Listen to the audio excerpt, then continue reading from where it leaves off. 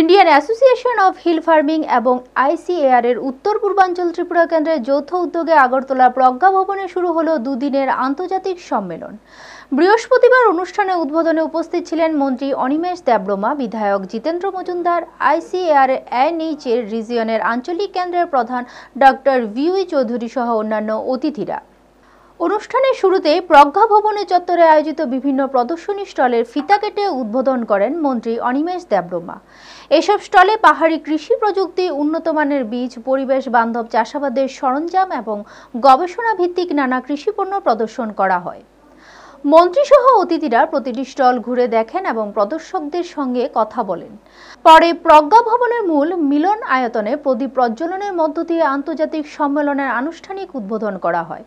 বক্তারা বলেন, উত্তর পূর্বাঞ্চলে পাহাড়ি কৃষি সম্ভাবনা অত্যন্ত উজ্জ্বল এবং গবেষণা ও উদ্বোধনের মধ্য দিয়ে এই অঞ্চলের কৃষকদের আয় আরও বৃদ্ধি করা সম্ভব। জলবায়ু পরিবর্তনের চ্যালেঞ্জ মোকাবিলা, পরিবেশ বান্ধব কৃষি এখন সময়ের দাবি বলেই তারা মত প্রকাশ করেন। 2 দিনব্যাপী এই সম্মেলনে দেশের বিভিন্ন প্রান্তের গবেষক, বিজ্ঞানী, কৃষি বিশেষজ্ঞ এবং বিদেশি প্রতিনিধিরা অংশ নিচ্ছেন।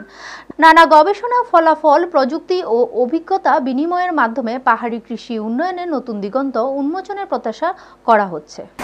वहां से जब बाहर आ जाता वो भी टाई पहन के घूमता है, तो that is why I think he tried to figure out that who are real farmers.